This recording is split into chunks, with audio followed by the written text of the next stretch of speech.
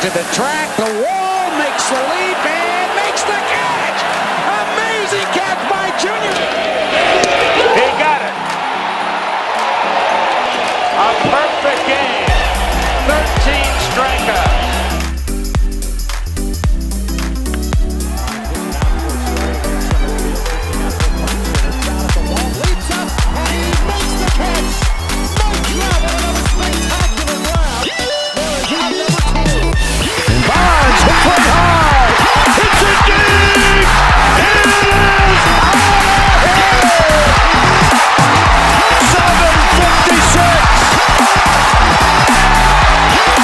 Special moment for Barry Bonds. Swinging a long drive, deep to right, going, goodbye! He has done it! He has changed the game of the night with one swing of his bat! Hello and welcome to the second episode of your newest and most favoriteest baseball podcast ever, Champions Adjust. I am one of three hosts, Jackson Stone, and I'm with my friend, say your name now. Sander Brown. There we go. You forgot it for a second. I forgot it. And also say your name now. David Bodson, here we go. We're starting off real hot. But we're David Bodson. Yeah, you're David Bodson. If you listen to episode 1, we kind of gave an introduction about what this podcast is about, who we are, why we're doing this. So if you haven't checked that out, go check it out. Now we're here at episode 2. And last episode we ended the podcast talking about Hall of Fame, and so we're going to jump right into that subject right now. We're not going to get really into the meat and bones of that. We're going to do that on later episodes, but I want to hear from you guys on if you were a baseball writer and you're selecting guys into the Hall of Fame, what's kind of your criteria that you look at in terms of a person and their career getting into the Hall of Fame? Go ahead, Boston. I think it depends on the criteria. Depends on the position. Okay. I think in certain aspects, fielding percentage has a big part of that, which I think people don't talk about enough. Is fielding percentage. You think defense gets overlooked in terms of Hall of Fame status? I do. So Ortiz, Big Papi, he's there's a guy. no-go. There's a guy by the name of Frank White who played second base for the Kansas City Royals for 13, 15 years, and he won like 8 or 9 Gold Gloves, but he's not in the Hall of Fame because he wasn't a great hitter. I think that David Eckstein, solid. Andrew Lopez. that was kind of a joke, but he's also Lopez guy, University of Florida. Okay. So absolutely a Hall of Famer. Oh my God. This is going to be an absolutely reoccurring. Yeah. No, but I think that when we look at American sports, we want high scores. We want pop, but we don't look at the other side of it, which is why there's a lot of people who aren't soccer fans because they're low-scoring games. Defense wins championships. You look at the University of Alabama, their heyday, they're not necessarily scoring 70 points a game, but they're holding teams to 7 to 10. So we don't look at defense at any sport as hey, this is fun to watch, so I love this. Like pitching, I love pitchers' duels. How many average baseball fans watch it to watch a bunch of guys strike out? I do. I love it. Good defense, I love it. But I think it gets overlooked because it's not what kids grow up wanting to watch. It doesn't hold their attention. Okay, those are valid points. so defense. Defense is a very long way to say But defense. circling back to my original question was, if you were a baseball writer, Sure. what would you specifically look at? And your answer to that is defense? You would look more into the defensive Heavier aspect? defense than what gets looked at now. Okay. Yes. What would you dive into? I don't know that I necessarily have any like objective criteria, but I do think that like character does play a factor. It's not an end-all be-all necessarily. But I also think that like accolades and awards should be factored into that. Yeah. Some people think no. I mean, you got to look at his numbers, by themselves. But I mean, if you are voted in All-Star games, if you're a World Series MVP, if you play in playoffs, like there's something to be said about that. So I do think that like beyond the numbers, obviously that's important. Defense is very important, Bodson.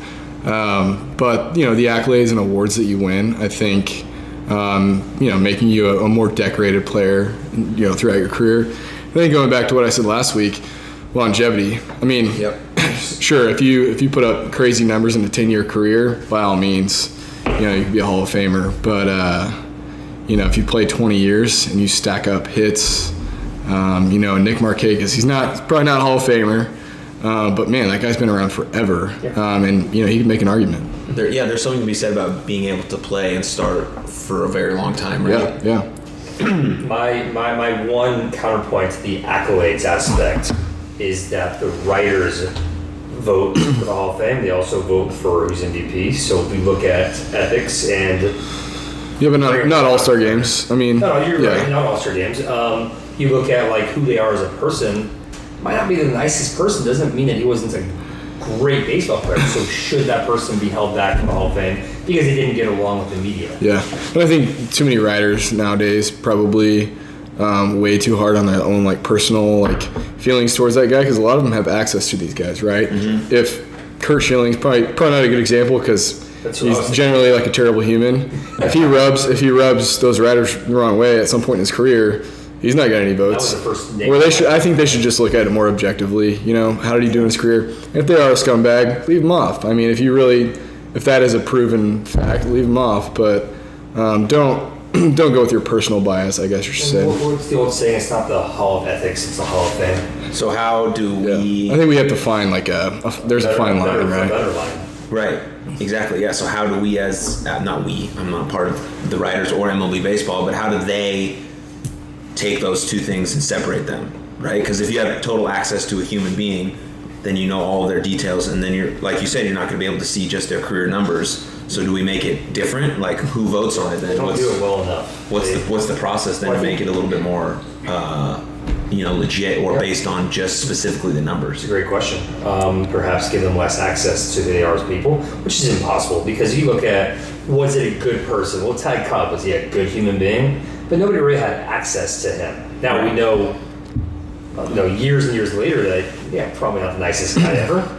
But we don't look at that because the media didn't have the kind of access to him as we do Roberto Alomar, who for a while was a question mark because of certain things that he had said or done. Yeah. But on the other side of that coin, though, sports fans, specifically baseball fans, want to see the behind the scenes. Right? Baseball is one of the major sports that's lacking in social media coverage. That's why people aren't going to the games as much. Right? No one knows who Mike Trout is, and he's the best player in the whole entire universe. Well, he does. So how there's I don't know where the balance is of getting access to these players and getting behind the scenes look at who they are as people, and then also having an objective view as just them as players. Sure. Agreed. I think another thing that gets overlooked is the names. How does a Mookie Betts not automatically a Hall of Famer? If the guy's name is Mookie, it's a cool name. It's a Hall of Fame name. I mean, if he was a pro wrestler, man, he'd be signed. So cheers to Mookie. If you need to change careers, if that $300 million deal that you signed wasn't good enough and you want to get paid $15 to perform in front of 75 people, I'm your guy. Mookie from the top rope. That sounds awesome. Mookie with the elbow drop. Yep. I love that. I would say, to answer your question in one sentence, I would err on the side of ethics being a factor, certainly. Yeah, I think that has but to not an end-all be-all. Yeah, you got to look at the numbers. Yeah, but Curt Schilling, nah. Yeah. I mean, you have to be a decent human being, I think. Barry Bonds? Not a decent human being. But still, arguably the greatest baseball player of all time. Babe Ruth. Nice guy, did some messed up stuff, though, and Mickey Mantle. Alcoholic cheater, we can dive into it because would Mickey Mantle be a Hall of Famer today based on the things that he was doing off the field? And the tabloids would tear him apart. And then would he have gotten the Hall of Fame as a result of the tabloids tearing him apart? That's crazy, though. I honestly didn't realize that you knew him so well.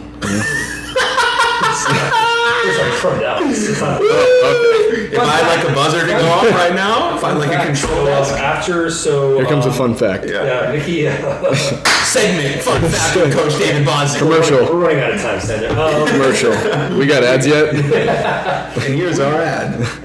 So Mickey Mantle being, in Dallas, his son was really good friends with my dad in high school.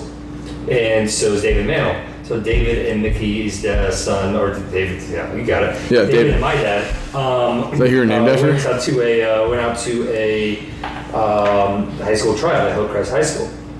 and David did not know how to throw a baseball. And was embarrassed. And my dad looked at him and goes, "You're Mickey Mantle's son. Why can't you?" He goes, "Well, my dad was never around to teach me how to play baseball." There you go. What do you want me to do? He never taught me how to play baseball. Boom. So, and then another story that I have about Mickey Mantle, because we're on the subject, and I was on this one, my dad always told me this. The house was right around the corner from Sheriff Israel. Yeah. So my dad one time got dropped off for Sunday school and then skipped out and went to the Mantle's house to go. It was like 8:30 in the morning. And Mickey opened the door and was beat red, hungover, and pissed. And basically, in all shorter words, boy, don't you ever come here this early again. And that was my dad's real only experience with Mickey. It's pretty cool though. That was a fun story hearing growing up. I'm glad we introduced our new segment, Fun Fact with David Bodzin. But also shout out to Papa Bodzin, right? Hey, his birthday was he would have been 65 on Saturday. What's Friday? What's today's date? Saturday, 27th, so Saturday. April My 27th. father would have been 65. Cheers to him. Yeah. So on the subject, we're gonna put a pause on the Hall of Fame talk because we're gonna get into it a little bit about what we think steroids are in relation to Hall of Fame. We'll get into that in a later episode. But I briefly spoke about social media and its impact on sports in general. Let me try to phrase my question. Let's see. What do you think, one, baseball can do better to get more eyes on it and it's more eyes on its superstars? And how big of an impact does social media have on just sports in general? A huge impact. You want to start this one? I can. I mean, that's where I consume a lot of my, baseball knowledge at least. You just scroll through Twitter for 15 minutes, you follow the right people, you can pick up a lot of information. For example, the Bauer thing the other night when he gave up 2 bombs to Tatis or whatever, and him riffing after the game, that was awesome. Sure. I mean, I can't remember who said it, but I think it was Dallas Braden, who, not a huge fan of that guy, but he basically said, the argument's kind of over. If you don't like Trevor Bauer at this point, that's kind of your own decision, your own opinion, that's fine. But what he said about that was dude, he can pimp a home run all he wants. He can showboat all he wants because he just had success off of me. I'm going to do the same thing back to him. Trevor Bauer is an odd guy. Yeah. He's a character, but I mean that's good for the game, especially the kids that are consuming the game this day and age.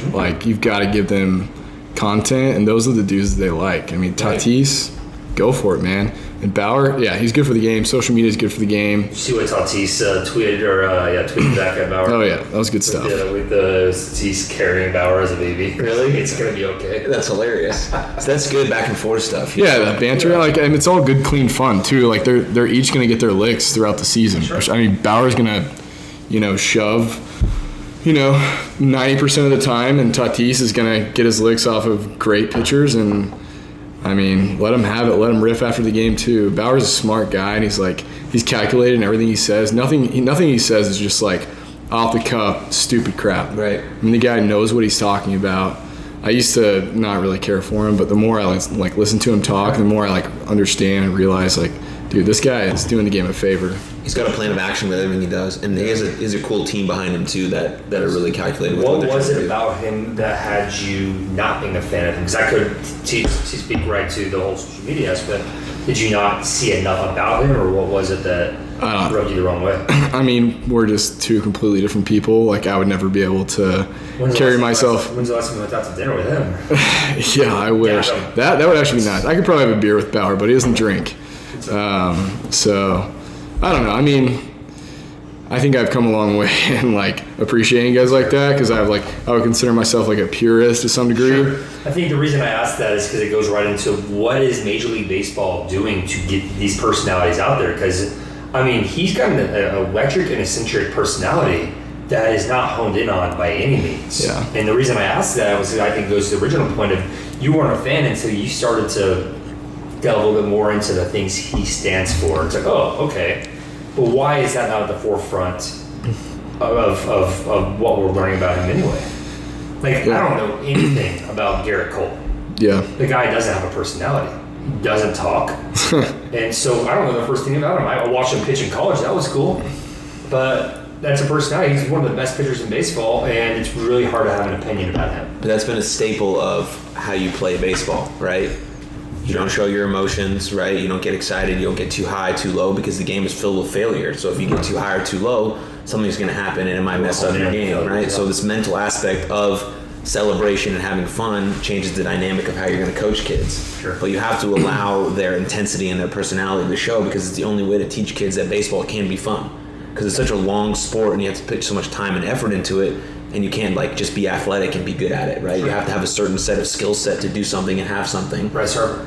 Right? And so there's got to be, you have to let people express their excitement or their frustration too, even when someone breaks a bat over their knee. Yeah. Like, I tried it when I was a kid, didn't work, but like... Yeah. Albert Bell. Don't try this at home, kids. Yeah, don't do that. Albert Bell was like 1998, struck out, went in the dugout, and just broke his bat over the Gatorade. I just remember watching him just wail away in the Gatorade. I remember thinking, like, well, that guy's pissed off about striking out, then I can be too. Now, mind you, I was 10, and I was never a good hitter, so like I shouldn't have had the same expectations that Albert Bell had. But like, I think it's cool for kids to watch ball players express emotions, because it's okay to fail, Right. and it's okay to be upset about it. It's okay to succeed and be excited about it. Yeah. It's just, there's a time and place for it too, right? We don't want to totally teach kids that every time they strike out, they should launch their helmet into the dugout, right? So there's got to be there's a fine line, there's a balance to all of this stuff, right? But it also translates into real life. Like, in real life, you also should have a place where you can freely express your emotions. And for us dudes, we like to bottle that shit up all the time, and that's not okay. And so on a baseball field where it's supposed to be fun, and we're watching our heroes, and they get excited about something, or someone does something cool off them and they congratulate them while the other guy's excited. That's like, good relationship stuff and things we can appreciate other people's success, even if it's at sort of the expense of our own, right? But there's still other opportunities and things to build off of that. Yeah, I think the key is just like channeling that like for the positives, and I wouldn't necessarily like condone, throwing your helmet, throwing your bat, beating water coolers, but like, yeah, just channeling that energy to celebrate your successes. And like Bauer said, like, I'm going to celebrate, or I'm going to get fired up if I strike out one of the best hitters in baseball, but I expect him to bat flip when he hits a home run off me. So I think it's about like channeling the negative energy into your next positive, rather than just letting it all out and, just popping off every time, something on either extreme happens. So I would say just like, especially in like the youth level, and I'm preaching to any of you viewers out there that are on my team or your team. That's what I was just going to ask you next. Yeah, we certainly don't condone like just poor behavior, throwing your helmet, breaking your bats or whatever.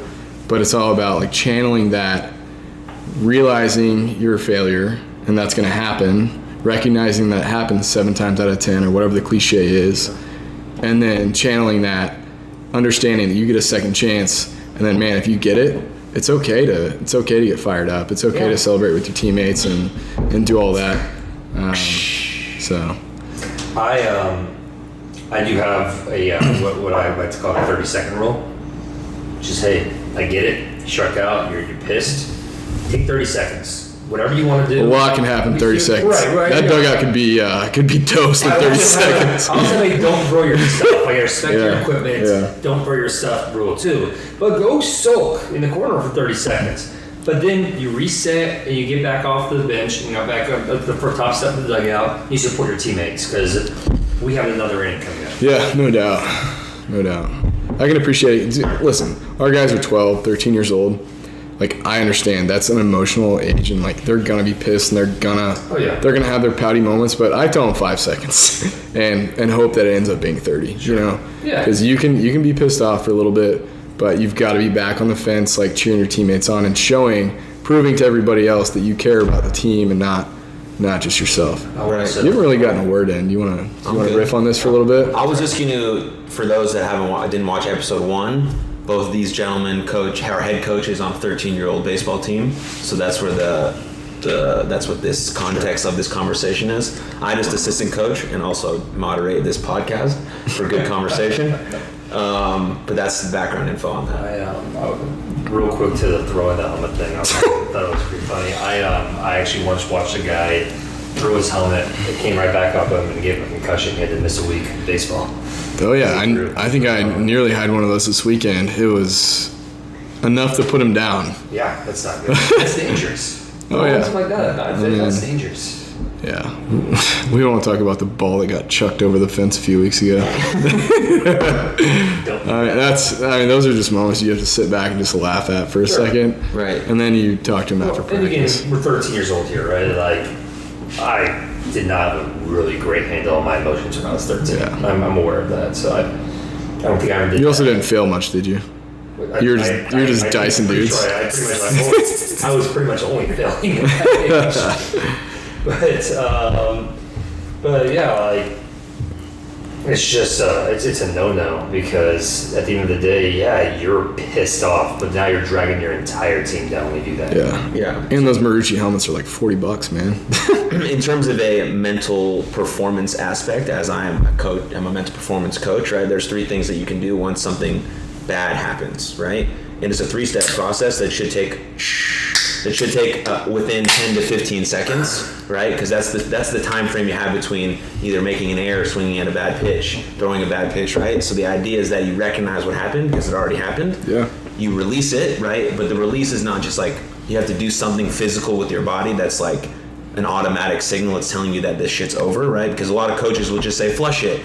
Kids don't know what that means, right? So you have to tell them to do something physical. Like a lot is just scooping their hair back, or like looking into their glove, or taking it off, putting it on. That's the release. And then there's got to be and then the next step would be to refocus. So what at the end do they do physical to allow them to refocus? Do I put my hand in my glove as a hitter? Do I look at the barrel and take a deep breath, right? So those are the 3 steps you can take when something like that happens, and in a time frame that takes like 10 to 15 seconds.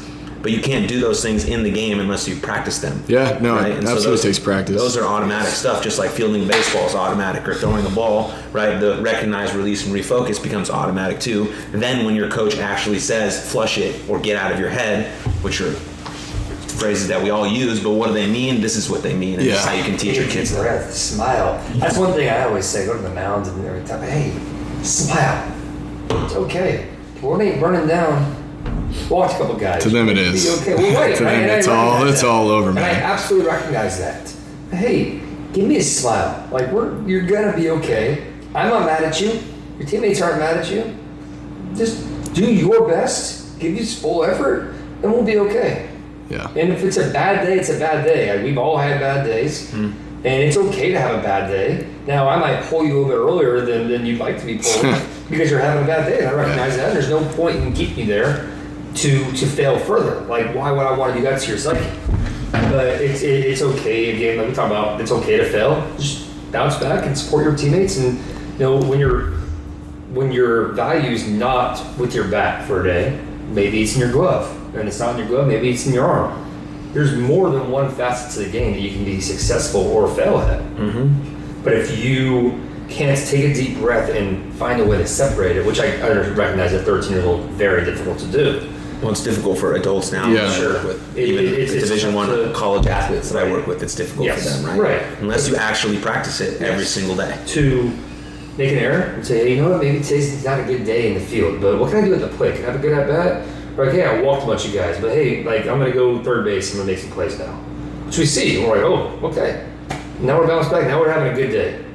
Yeah, baseball is very romantic and poetic like that. It'll always give you another opportunity until you're like the 3 of us sitting about talking about it on a podcast. I'm thinking about getting back into it. You want to try for a new Yeah, ball? I've been working out. Yeah.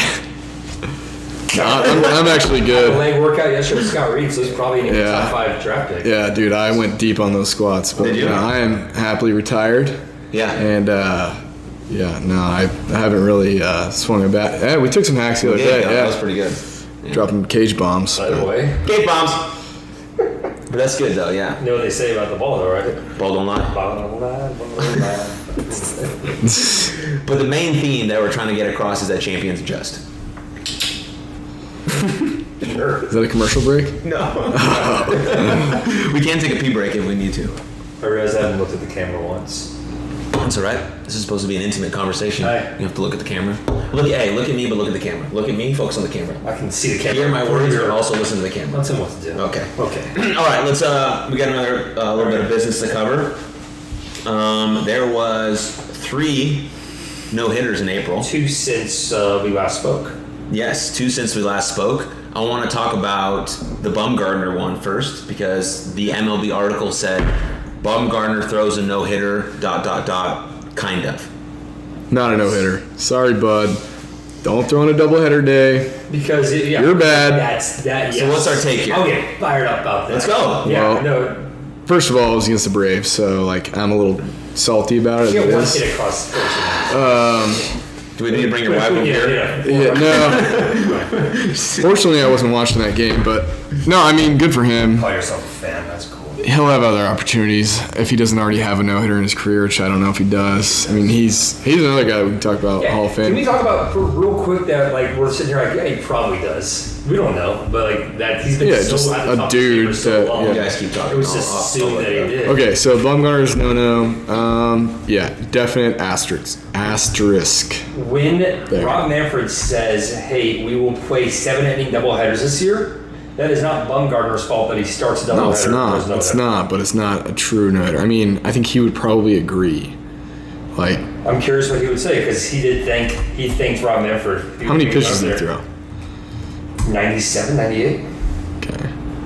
I mean, how many no-hitters get broken up in the 8th, 9th? A lot. We Yeah. talk about the perfect game that got broken up on a backdoor slider. Can we talk about the no-hitter that you left in the 6th inning? How about that? We'll circle back. We'll circle I called back. the damn no-hitter, didn't I? True. And Yeah, the that's Yankees. actually pretty impressive. But Boom. anyways, I So see you where you're from. think it's got? Oh, it's not counted as an official. all right. no-hitter. On his Baseball Reference page, it should say no-hitter if that's even listed. He has a no-hitter, but it has an asterisk next to it, no doubt. And you know, take it for what it is. The guy has a no-hitter, but Generally speaking, I hate Rob Manfred and anything that he. yeah, I mean, 7 games should just not happen in Major League Baseball. Yeah. But here we are. You know, I did like that. I think they should go to it full time next year. Just go 7 innings for all the games. Speed the game up. You know. Yeah, that's what that's what Manfred. Yeah, speed it up. You know, Yeah. 2-hour games. Yeah. Yep. We're gonna go 4 innings and see how it goes. We should just do a time limit. Hour and a half on Saturdays, hour 45 on Sundays. California rules for, you know, they actually talked about that. It could be second base. Yeah. We're doing the frontier leader, doing different. Yeah. My friend is a manager of the Missoula. He's the man. My friend's the manager. Michael Schleck. Is the manager of the Missoula team of the Pioneer League, and they announced today that they're doing a extra innings home run derby. Pick 5 players. from each That's side. actually kind of cool. It'll be It's fun, Frontier but, League, yeah. so Pioneer League. whatever. You're right. But yeah, I mean, the second they start doing California rules extra innings in the MLB is the second I stop watching Major League Baseball. That's strong. That's a strong statement, but seriously, You want to stick to that? I'll stick to it. gonna stick to it? I mean, We'll circle back. I don't think it'll on episode happen. 15. I don't think it'll happen, so I'm I don't confident in actually saying that. watch a But ton of Major League Baseball as it is, so I wouldn't have a problem. We better start. We got a freaking Well, I podcast watch about Cardinals games baseball. all the time. I throw them on, but I'm not like intently like, oh my god, this game's gonna happen. I subscribe to MLB TV because I like having baseball on at all times. I Yeah, just enjoy watching same. the game. Right. Could not care less who's playing. I didn't hear your take on the Bumgarner deal. I don't want to see you get fired up. Well, we already did You already did. I missed it. because you're on your freaking computer. I'm trying to get information for this does, podcast. does he have another no? No. No. Okay, so that's his only one. Yikes. I hate to see it. Well, Sorry, bud. Yeah, it's your only one. 7 innings. So you think As good as you can get. You think they should be That's official keeping him out of the no-no? hall. It's tough to say, and I can't really take a hard stance on it. have to. I don't You like. can. I'm not going to. I just don't like that Rob Manfred's going to sit there and say, "Hey, we're doing 7-inning games," and that's a rule. Two of But them. if you throw a perfect game or no hitter during that, we ain't counting it. Like, okay. So have they come out and said they're not counting it? Yeah, it counts as a For a guy complete who game played up and a to- shutout, but not a Oh, no-hitter. And I'll get fired I guess about I this. missed that. For a guy who probably played middle school baseball to say, "Hey, congratulations, 7 innings not enough." That's Not a fan an of that. assumption. Not a fan of that. He couldn't have played much further than high school. He didn't play further than high school, but Let's Have you check seen the that. guy? Check that Wikipedia I later. think he mean- literally came from the Disney movie Ratatouille. Like, Let's that's see what you look like when you're 65. Kids are gonna be riffing on you. That guy did not play baseball past 6th grade. I've only gotten better looking as the years gone on, which isn't saying a whole lot. You're handsome. Yeah, We'll he's get not a it. bad looking guy. We'll send it. We got a good looking. We've diverted from the no-no talk though. We've gone. Yeah, so I'll circle it back to the no-hitter. 3 in one month, I think, is a lot. It is. Oh yeah. What do we think about that in terms of baseball offense? Is pitching better? Is pitching going to start to dominate the game? Is offense still there? Like, what does that say? What does that say about what's happening with the game this year? Supposedly, yeah, but I mean, They shoot. juiced it 2 years ago, and then Verlander. Otani, Tatis, Acuna. I mean, Acuna just hit a 486-foot bomb, so 81. He went from 480 to 86, and one of those numbers was great. pretty dead. I mean, what would that have been with the live ball or the juice balls? Just good barrel, man. I don't know, man. I try not to pay too much attention to like, okay, are pitchers dominating nowadays or hitters dominating? I mean, the game's going to evolve. Like, the game has certainly evolved from the 1960s. I hope so. From the 60s to now. Like, we just gotta kind of like ride the wave, and just like let it happen. But no, I mean, three no hitters in 1 month. It's pretty cool. It's probably an anomaly. It's not gonna happen, all the time. It's cool to see. There's nothing wrong with it. I think guys are throwing harder now. More guys are throwing harder. Oh yeah, and it's more all or nothing at the plate. So you're gonna have those, but you're also gonna have 15-run games where the Astros are hitting 3-4 home runs in a row. Not to talk about the Astros. Go ahead. Talk about them. I can't get over the fact that we had a perfect game broken up by an 0-2 backdoor slider hitting the toe of a lefty. When was that? Rendon's. Rendon. Rendon's. Oh yeah, we still got the no. 0-2 count, threw a backdoor slider, hit. I can't remember who it was. He's already a tough ad to get in the first place, and it went past the front toe and hit his back toe, and then he played it off. He's like, "Oh, that hurt." And Rendon's like, "You couldn't get out of the way, dude. Like, come on, help me out, bro. Come on, help me out here." And then he's like, and the guy like, "Oh man, that hurt," and walked on. I went over to first base. Were they like the whole thing? Were they like in a few runs, or was it like a? What was it? It was like an 8-0 game. I think. Okay. Yeah. So that makes the sense. game's over. Well, not the game's never over, but Yeah, not in the majors, no. then I had this conversation with a buddy of mine. I'm like, "Not get out of the way." And he goes, "No, don't hit a guy with a backdoor slider and down. Yeah. Put a perfect game on the line." Fair enough. Yeah, poor pitch calling there. I mean, he missed the spot. I mean, you're the catcher. I don't know. I mean, I've never caught a big league game, but I would not have called a backdoor slider 0-2, especially in that situation. I mean, a lot could happen there. He could hang it. I'd probably go fastball up. Fastball up and away. But I'm like a big fastball up and away 0-2 guy. Samuel Rink knows that very well. Sammy, 0-2. Don't get a bat on the baseball. And we're going to pause here for a little coaching corner. I want to talk about this because I'm sure Easton's going to watch this because he told me he would. But he learned a valuable lesson. We talked about this. So we have a lefty up, big old dude, 0-2 count. And I call fastball up. He throws it right at the belt, and he crushes it over the right field wall. Yeah, probably 250 from 13. I said, and then like a couple batters later on a 1-1, he threw one like up and away, and this is fun. And I looked at him, I said, "That's an 0-2 pitch." Yeah. I think at this stage, it's completely on the catcher. Just get it out. Don't throw a strike on an 0-2 count. But don't like throw such an awkwardly bad pitch that it's just obviously you're not trying to throw a strike. But low and away, up, outside by 5 feet, but still hitting the glove. I've gotten, as a pitcher, I'm sure as a catcher, you've gotten these. I've thrown it 3 feet outside in the 0-2 and gotten a call to strike because I hit the glove. Yeah. Like, it happens. Our umpires this past weekend would have absolutely called a strike. I almost got tossed. I didn't tell you guys this. I got a warning. Yeah, no, okay. I got a warning because I was chirping balls and strikes. I'm not a big balls and strikes guy. I mean, I was a catcher. Like, I understand that, like, the coach can't see everything, but it was just bad. It was more probably just like fire my team up a little bit. Fair. I actually thought about getting thrown out of the second game because that was one of the worst things I've ever been a part of. But during that game, I called out the umpire between innings, and he apologized to me for not calling that on strikes. I was like, "Listen, dude, we're down 7 runs. We ain't done shit. Like, I'm telling you right now, if my guy looks at that in a 1-2, I want you calling him out because he shouldn't be looking at that." Yeah. He goes, "You're right. I should have called him out." I'm like, "Okay, Yeah. we're good." The only time I really seek out the umpire, try to set, any type of I guess trip the umpire, balls and strikes, stuff like that. The only time I really try is if I feel like the other coach is maybe intimidating him in some way. You can't just let him have his way and then. I'll go with my catcher. And I have to tell my catchers, "Hey, when I'm yelling, stay the glove, you're taking strikes away from your pitcher, what are you doing?" I'm not yelling at you, I'm yelling at the umpire. Yeah. I'm pissed off that the umpire is not calling it where the ball is, but rather where the glove ends up. Be better than that, which I get it. I have all respect for umpires. Yeah, they're paid $35 a pop to get yelled at by parents. They're not it's not an easy job. They don't love the game. They're out there because they love kids and they want to be part of the game. A lot of them don't love the game, but well, I haven't had a whole lot of bad experience with that. I did last year after another game, but we can talk about that at a different time. No, we'll talk about it today. Okay, fair enough. But say less. We'll talk about it. But in this situation, I tend to like wear out my catchers and say, "Hey, you gotta see the glove, dude. You gotta see the glove." And finally, I had one of my catchers this week and looked at me like, and I had to pull him off. So I'm like, "I'm not yelling at you. I'm sorry. I didn't know that. You didn't know that before that. I'm wearing you out because I'm pissed off at the umpire for not calling that a strike." Yeah. But we can. You want me to tell that story? Hold on. We'll get there. We'll end with you getting tossed. I'll breathe. Yeah, take a drink, take a breath, gather your thoughts. See, I've been talking a lot. Now I'm fired up.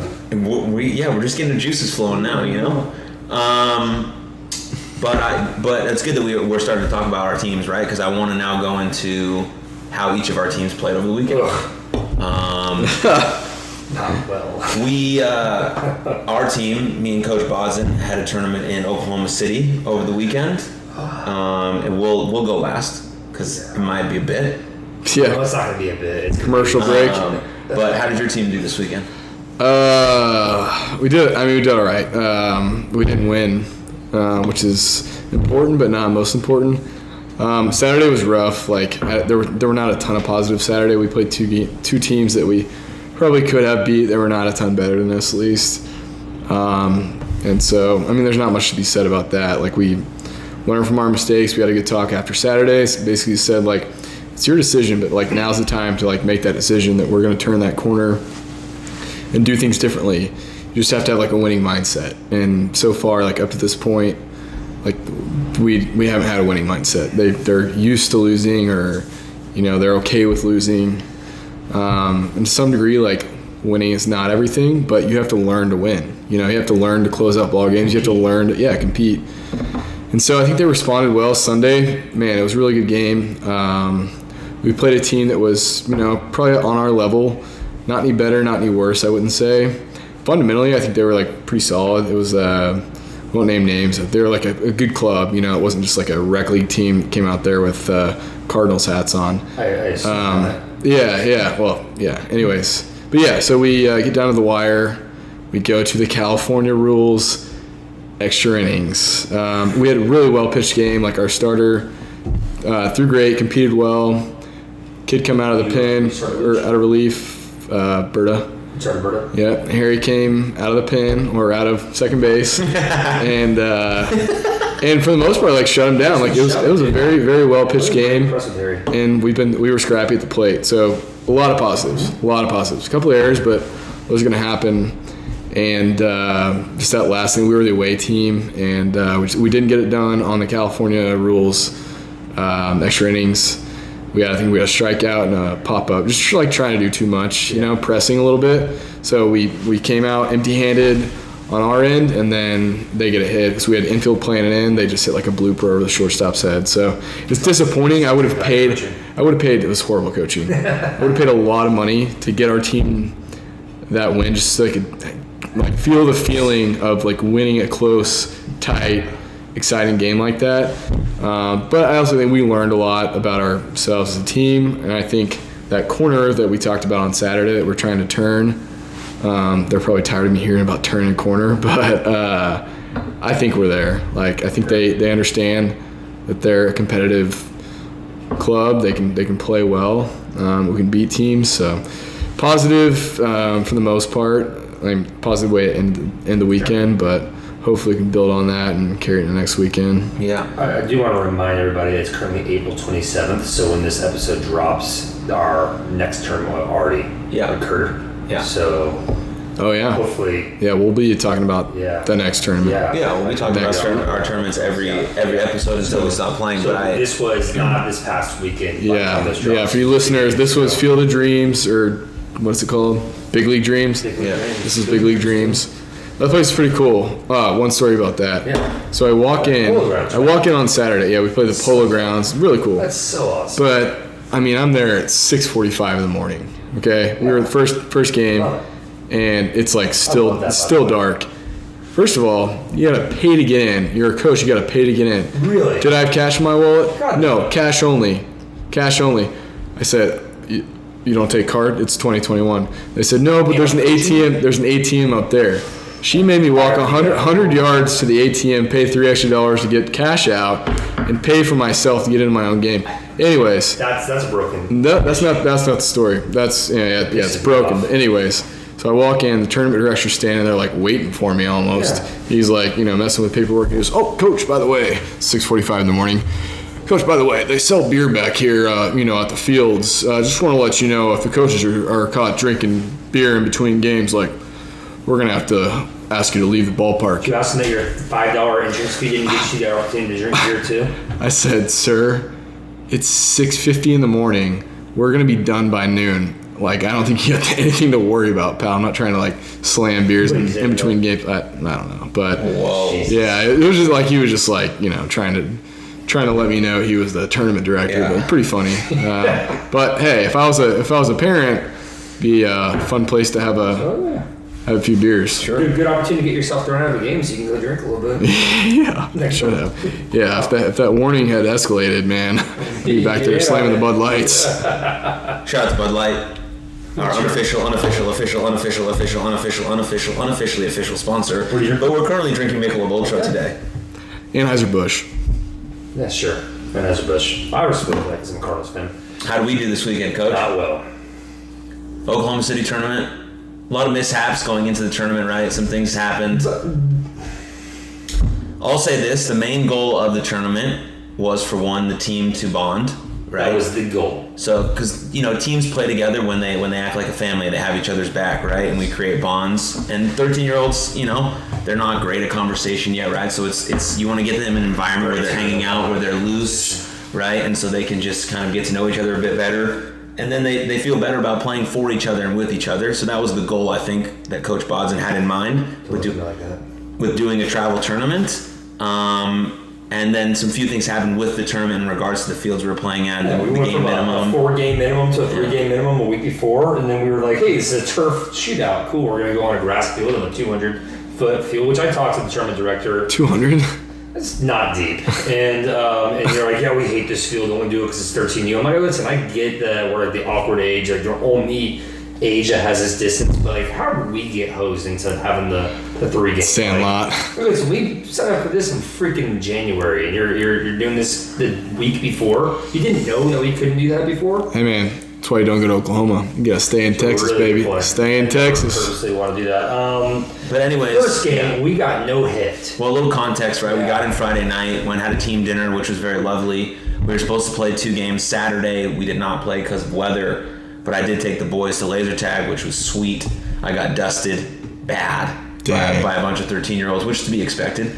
So that was a really fun experience. And then we were slated for 2 games on Sunday with a possible 3rd game, and this is how they went.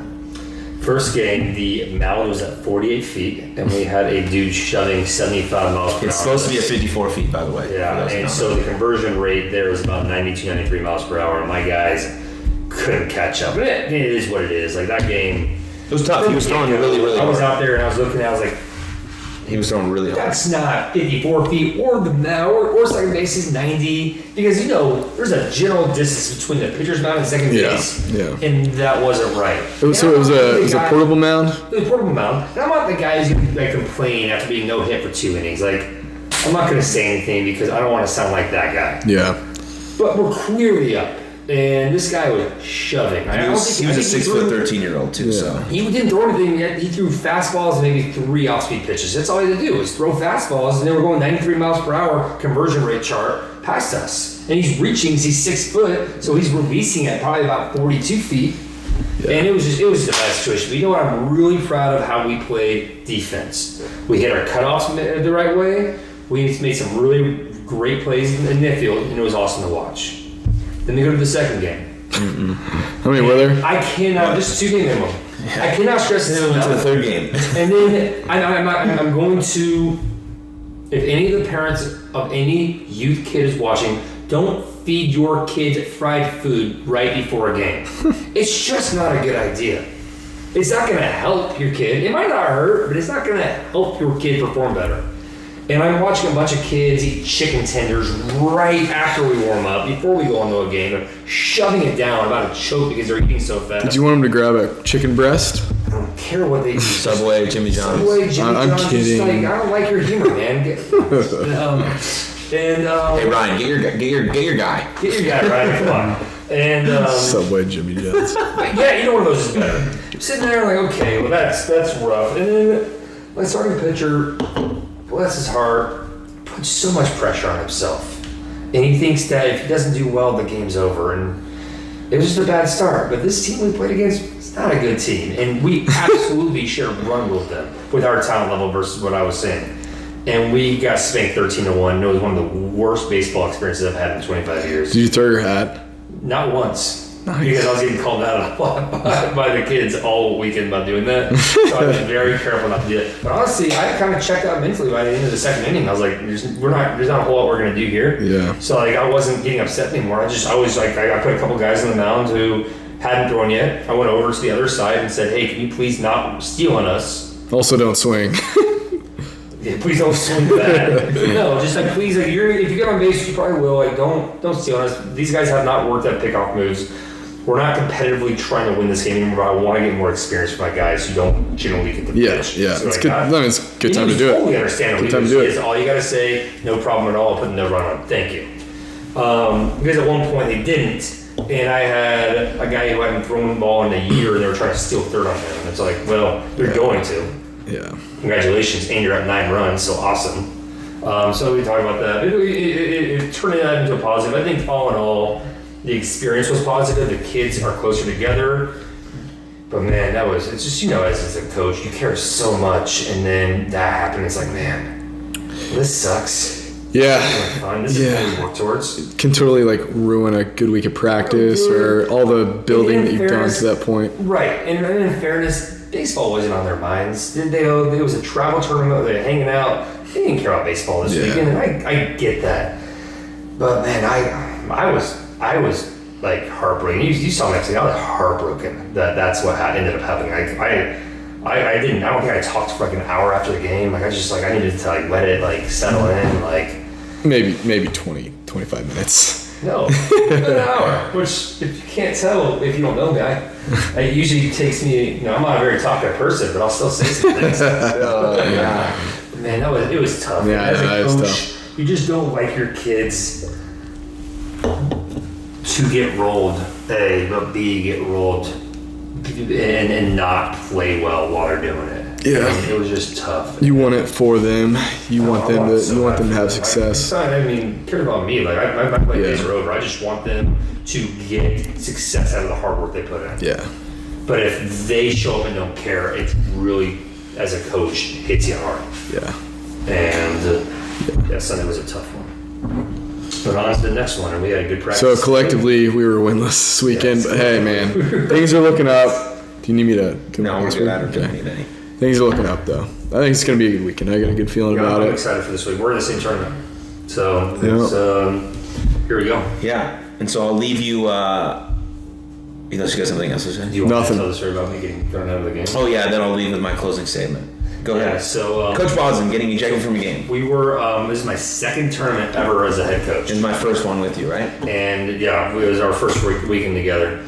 And we were in the semifinals, and we were going California rules, which I have no idea what the rules are. It was whatever. It changes was. every week. Yeah, it's whatever always it was. different. And we had our home plate umpire, and I generally get along, and you see this, I get along with just about any coach and any umpire as long as they're there for the kids and not there for themselves. Mm-hmm. This umpire was clearly Show. his career and just was he was the ump show. Yeah. Side note on this umpire, Yes. right? I was wearing I was taking my hat off, and I was like kind of like just giving a little face rub in, and I like put my hat like this to kind of talk to my And we were boys. talking to the kids in the middle of a meeting. Yeah, just like kind of relaxing, and ump goes up to me and goes, I think he said, Sir, turn your hat around. We're on a baseball field. I was like, oh, yes, sir. It was about him. So, all right, California rules. Talking to my boys. And I got a kid who he's a great athlete, but he's not the fastest guy. And there was a base at the middle, and I had him running third, go, and I realized, oh my God, you're slow, stop! I get in front of him, and I stop. Didn't touch him. And the umpire says, time, batter's out, coach, you're out. He tossed I you? said, for what? He said, you stopped the kid. You touched him. I said, no, he didn't. It was that guy? The same guy. The same. It was like 3 innings later in the semifinals during extra innings. I said, that's garbage. No, I didn't. He said, yes, you did. I looked at the other umpire and the coaches who weren't going to back me up. They did afterwards.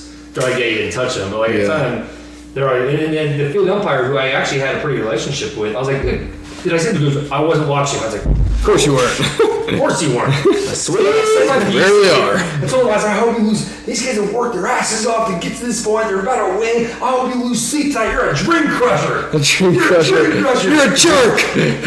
You know what? You're an person. I was livid because more so that why is my runner out? Like he didn't do anything. Like kick me out. Don't punish the kids. Yeah. So then I went straight to the tournament director, Missy, who's in Balch Springs, is one of the nicest human beings ever. And she's a tournament director out there, and she's awesome. And she heard me out, and I was like, listen, I just care about my kids. Like, yeah. I was watching with her when we won, and I was like crying in front of her. I was like, we're in the championship. Like these kids deserve it so much. And it was like very stressful for me because I just met these kids that day. You didn't know the signs? I'd never seen them play baseball ever. I had told the kid who was pitching that he wasn't going to pitch another pitch because he'd done like 80 pitches. I was like, Put him back out there. And he was okay. But then I was ejected. We got out of the inning. I didn't know anybody on the team. Didn't know their names. Didn't know what position they played. Didn't know the personnel. Coach Boston just asked me because he needed help, and now we're here coaching the team together. This is bad for the kids. He shouldn't be throwing right now. Yeah, throwing me out is bad for that kid's arm. And then Coop's like, I have to throw, coach. I was And then like, the tournament director threw you out. She's like, don't yell at me. She was great. She actually reinstated me for the championship because like she was like, you obviously care about the kids. I don't think you did anything on purpose. Just go apologize to the umpire, which was actually the hardest thing I had done. All Yeah, we ended up winning because of Cooper. Yeah, we did. And then and then the team who played in the championship, who you played, I think this was one of the elite teams, right? Yeah, that's who we lost to in the extras. So it was that team. We played them in the championship. They dropped down. They had gone 0-4 the weekend before in AAA, so they dropped down to AA and just rolled us 13-1. Yeah. They were not a AA team. That was a fun little tournament though for the kids though. Yeah. But yeah, that was fun. But that's the story of me getting kicked out. Did you at least kick dirt on him? If I'm gonna get tossed, I'm kicking dirt on the If I umpire. had, I mean, I wanted to come back for the next game, and I knew that I just needed to talk to the drum director. I'm just kidding. But B, I'm not going to set a bad example for the kids. Like for me, I just want the kids to Take the base out. And I'm a big respect. Big respect the umpires. And you see how I am talking to umpires. Like I'm nice to them. Like hey, I get it. And unless you show me the ACM show, and then I got an issue with For it. sure. Yeah. Get off the little one. All right, sorry. Beautiful. Thanks for that story. You're welcome. Yeah. Good episode, guys. Yeah, not bad. Couple Eppies in, we're getting pretty good at this podcasting Lulu gig. did make a point that I don't know how to shut up, so I'm trying. Well, you definitely worked on it this week. I will say that. So, yeah. But I will leave you with this statement for kind of what we talked about. I think this summarizes everything. For any coaches out there, like, are we teaching our boys to avoid failure or approach success, right? And there's a difference between the two. And that kind of summarizes what Sanders said, and I think that's an important distinction to make with your kids. And so think about that question. And Nothing I said stuff. no, Okay. you just told the story. Just want to make sure. And we'll dive deeper into that kind of statement and maybe what it means on episode 3. But think about it and try to figure out what it means to you and your players. And Sandra has something to say right now. I have a quick check. Anthony Rizzo. We'll talk about him next week. Is he a Hall of Famer? Hall of Famer or not? Is he a Anthony Hall of Rizzo. Famer? Yeah, do your research, because do we have time? No. Do we want to do it right We don't now? have time. No. Let's just leave him with that. Okay. Let's Hey, hear. Hall of Famer or not, Anthony Rizzo. Shout out Spencer Shedler, by the way. But yeah, thank you for watching Shit. episode 2 of Champions Adjust podcast. You can find us on Anchor, Spotify, Apple, YouTube. And we're coming out with some merchandise soon, so you can be able to directly support the podcast there. And follow us all on social media, and follow the podcast on social media at Champs Adjust Pod. And cheers! Thanks for watching. Much Cheers. love.